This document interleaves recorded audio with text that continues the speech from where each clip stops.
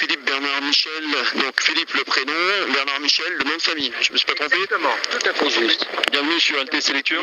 Merci, bonjour à vous. Donc vous allez nous présenter Philippe, je peux vous appeler Philippe, ça vous dérange pas? Moi c'est Jean. Hein. Donc, vous allez nous présenter un jeu, alors c'est quoi les caractéristiques, quelles sont les règles? C'est un jeu que vous avez inventé, ça c'est venu d'où?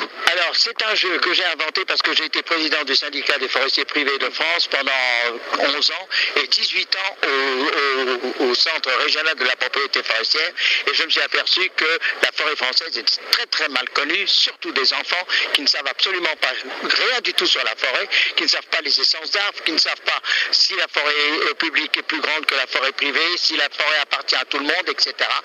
Ils ne le savent pas, et donc j'ai été affolé par cette donnée qui est généralisée en France, et j'ai voulu faire un jeu pour permettre aux enfants de 7 à 77 ans, parce que... Il y a même de 7 à 99 ans maintenant. Peut-être, exactement. Voilà, alors exactement, et parce que je coince des gens aussi bien à 50 ans qu'à 10 ans. Bon, et c'est intéressant parce que j'enlève toutes les idées fausses qu'il y a dans la tête des gens à l'heure actuelle à cause de tout ce qu'on leur raconte à travers certains médias, pas tous, mais certains médias, et qui finit, ou la rumeur populaire surtout. Quoi par exemple? Alors par exemple, la forêt appartient à tout le monde, c'est ma première question. Alors forcément, alors vous me répondez quoi? Non, c'est un bien collectif. Eh bien, c'est pas du tout un bien collectif, c'est un bien qui appartient toujours à un propriétaire. L'État, le plus gros propriétaire, les communes, qui sont assez importantes, et le gros propriétaire, c'est les forêts privées, qui représentent combien, alors c'est une autre question. Donc vous m'avez bien vu, c'est moi, je me suis fait avoir comme tout le monde. Alors combien de finalement de propriétaires en France? Une dizaine, je sais pas. Oui, il y a 3 500 000 propriétaires en France. Alors bon, vous voyez, non mais pour j'ai 0 sur 20. Oui, vous avez pour le moment, vous avez 0 sur 20, c'est-à-dire que vous avez répondu à 2 questions, et 2 questions, vous les avez répondu. Donc ça a bien fait de vous reconnaître, de vous rencontrer. Alors finalement, il y a une règle du jeu, et c'est un jeu, pourquoi? Parce qu'on joue avec des dés. Alors, la première ligne, c'est 5 questions, on répond avec un dé. La deuxième ligne, c'est 10 questions, 2 dés. La troisième ligne, 15, 3 dés. Et la quatrième, 20. Donc au total, il y a 20 questions. Et pour les dernières, on répond avec 4 dés. Alors, il y a quelque chose déjà de très amusant, c'est que les enfants, ils sont incapables maintenant d'additionner 4 chiffres sans la calculette. Alors, c'est aussi un exercice excellent. Bon. De mémoire, des choses comme ça, le calcul mental, c'est plus d'actualité, quoi. Voilà. Alors, c'est assez simple parce que finalement, on tire, par exemple, le numéro 1, qui est la forêt appartient à tout le monde. On dit vrai ou faux. Bon. On peut jouer en même temps? On peut jouer, alors voilà, alors vous y allez, vous jouez avec un dé, vous le lancez. Je le lance, c'est parti, d'accord. Alors voilà. Alors je prends la deuxième question, d'accord. Alors ça c'est attendez, c'est pas celui-là, attendez. Pardon, voilà. Il y a plusieurs thèmes, non? Oui, parce que j'ai 3 thèmes, j'ai 3 jeux. Mais pas tout dit, c'est quoi les thèmes alors? 3 jeux différents, alors le premier jeu c'est la forêt en général, c'est-à-dire 20 questions sur les généralités de la forêt, telles que la forêt appartient à tout le monde, etc. Enfin, en forêt, les arbres croissent grâce à leur puissante racine, vrai ou faux, etc. Bon, il y a tout un tas de questions de ce genre-là. Le second jeu, qui a toujours aussi 20 questions, c'est la même chose, c'est sur les... Le principe, c'est les 20 questions à chaque fois. Chaque fois. Et sur les animaux, alors les animaux, il y a un petit dessin avec lequel il y a tous les animaux et les enfants doivent trouver, en cachant par derrière, là ici, s'ils sont un peu grands, on cache les noms des animaux, et sinon, on a les animaux qui sont dans le désordre, et il faut trouver quels sont les noms d'animaux pour chaque. Alors, les animaux... Donc c'est ludique comme jeu. C'est ludique, et c'est un jeu où on retrouve, là, ici, les 4 pattes et les volatiles. Bon, chassable, c'est-à-dire les animaux qu'on peut chasser en forêt française. C'est toujours la forêt française qui est en question. Voilà, bon. Alors, j'ai le troisième... Des animaux, vous voulez dire des animaux qu'on trouve dans la forêt? Dans la forêt. Par exemple, les marcassins, les sangliers, les forestiers, les lapins. Et voilà, et le lièvre, la bécasse, la grive, le cerf, le chevreuil, le sanglier, le ramier, etc. Voilà, ce sont tous des animaux forestiers. Alors, le troisième jeu, je ne l'ai pas là sous les yeux, mais ce sont les champignons. Alors les champignons, j'ai tous les champignons. Ça concerne beaucoup de Français qui vont tous les dimanches à la cueillette aux champignons. À la cueillette aux champignons, avec les champignons qui qui sont comestibles, les champignons qui sont nuisibles, qui sont mortels. Comme la manite phalloïde. La manite phalloïde, très bien, vous êtes très fort en champignons. Thierry Gondy, une question. Ah, ça c'est bon. Alors c'est dommage, c'est le seul jeu que j'ai pas là, mais j'aurais pu le ramener. Hein. Bon. C'est le seul jeu qu'il fallait amener. Hein. Si j'avais su, je l'aurais ramené. Bon. Alors écoutez, voilà. Et donc c'est intéressant parce que dans les champignons, alors j'ai un lexique. Alors à chaque fois, on répond à une question, bien sûr, mais le tout, c'est de savoir comment la question peut être un peu plus étendue, avec mieux expliquée. Alors j'ai un lexique pour l'animateur, que ce soit les parents, les grands frères, la grande sœur ou le professeur. Eh bien, il y a toujours quelqu'un qui se met en dehors de la partie du jeu et qui anime le jeu. Si possible. Sinon, c'est tout. Les enfants jouent ensemble. Mais une fois d'ailleurs qu'un enfant d'une famille connaît les jeux, après c'est facile pour lui de se montrer un caïd parce qu'il connaît toutes les réponses.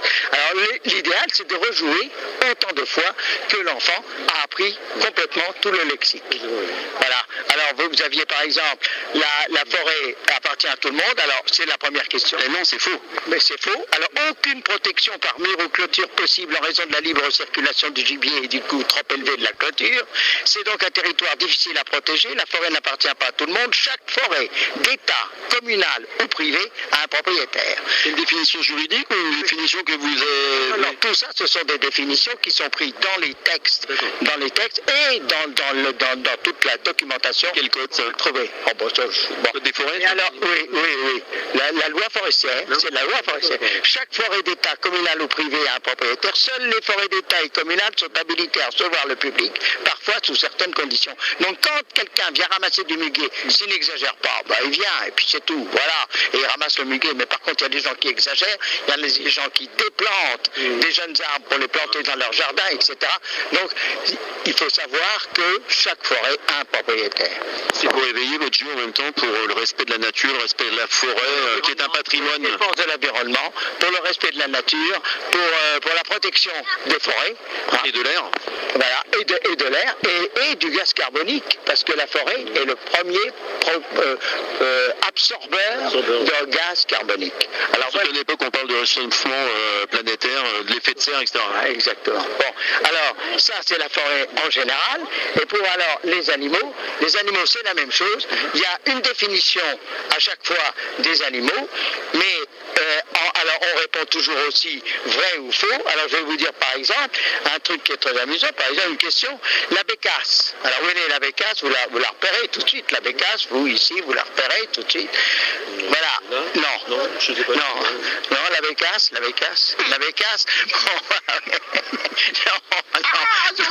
non, la bécasse, c'est le grand bec. C'est le grand bec, là, voilà. Alors la bécasse s'appelle ainsi car elle vole mal et doucement. Oui. Elle est conseillée aux chasseurs débutants. Vrai ou faux?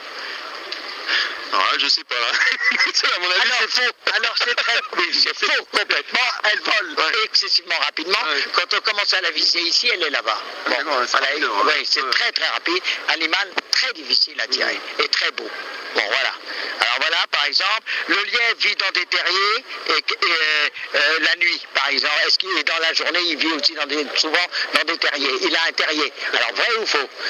Vous direz oui, bien sûr, mais c'est le lapin qui vit dans les terriers. Et c'est pas le lièvre. Il n'a pas d'habitation. Il n'a pas d'habitation. Il gîte dans les chaumes, mais partout, voilà. Bon.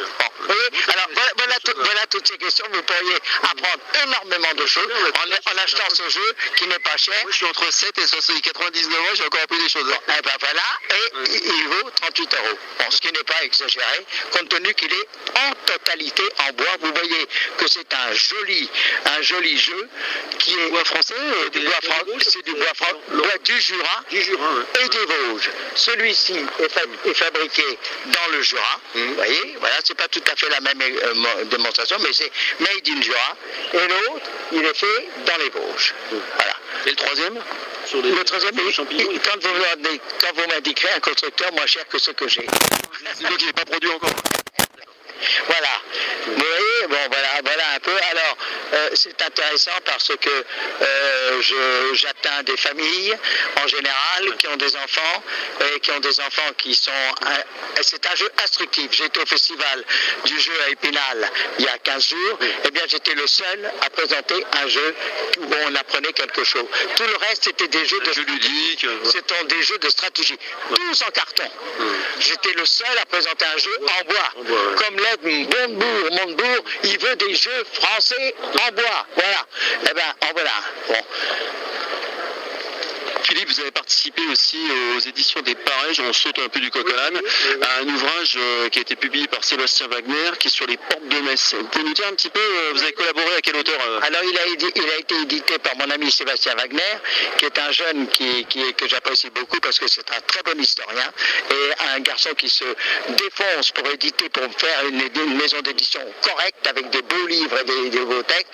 Je l'ai pris parce que j'ai dessiné 60 portes de Metz, des portes anciennes de Metz qui font partie du patrimoine de Metz, comme par exemple les portes d'église Saint-Martin, Saint-Maximin, j'ai dessiné l'hôtel de Heu, l'hôtel de Burteigne. Vous faites un dessin, vous situez la rue Je situe la rue, je situe le numéro.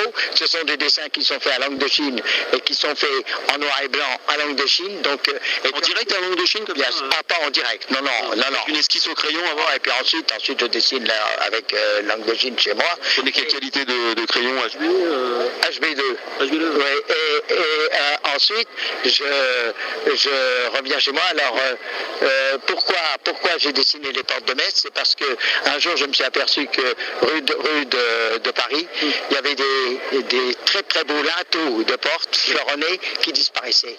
Parce qu'ils avaient été vendus en Amérique ou je ne sais pas où. Et puis, ils ont mis un enduit simple. Et petit à petit, notre patrimoine, tout va disparaître. Donc j'ai voulu attirer l'attention du maire de Metz, Dominique Gros, qui m'a accueilli dans le péristyle de l'hôtel de ville, où j'ai fait une exposition pendant un mois, tout le mois de février, de mes portes, encadrées sur des ardoises, et que c'était magnifique. Il y avait 60 portes dans le péristyle, et nous avons eu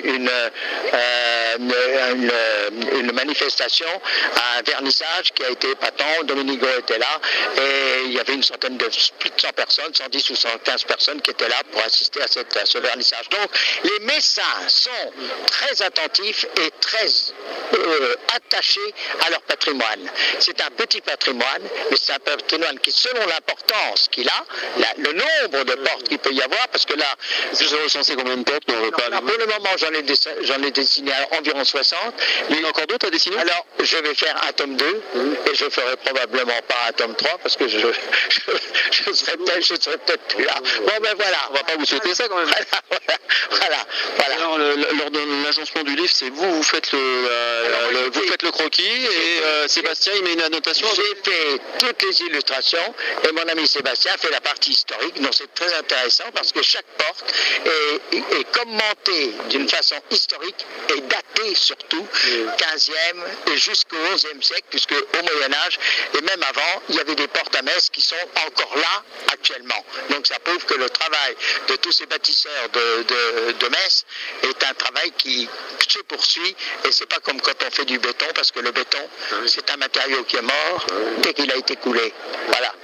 Une question, quand vous faites des dessins comme ça, vous êtes obligé de demander l'autorisation propriétaire ou pas? C'est classé monument historique, comment ça se passe? Non, alors ça va, je pense, être classé, mais pour le moment, c'est un patrimoine qui n'est pas encore, mais qui commence à être recensé un petit peu. C'est pour ça que j'ai travaillé là-dessus, parce que personne n'avait fait encore La personne qui verrait sa porte, par exemple, sur votre ouvrage, ne peut rien vous dire? Non, là, on ne fait rien, on ne demande pas d'ouvrir, on n'ouvre pas les portes, on ne fait rien, on dessine simplement la porte. Elle ne peut être que heureuse d'avoir sa porte. C'est un monument un peu.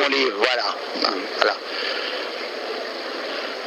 Vous avez d'autres ouvrages en vue avec Sébastien ou pas? Non, pour le moment, je n'ai pas d'autres ouvrages. Et là, ce que vous souhaitez, c'est donc vulgariser, enfin faire connaître vos 3 jeux et vous cherchez comment on appelle ça, un fabricant pour le 3e.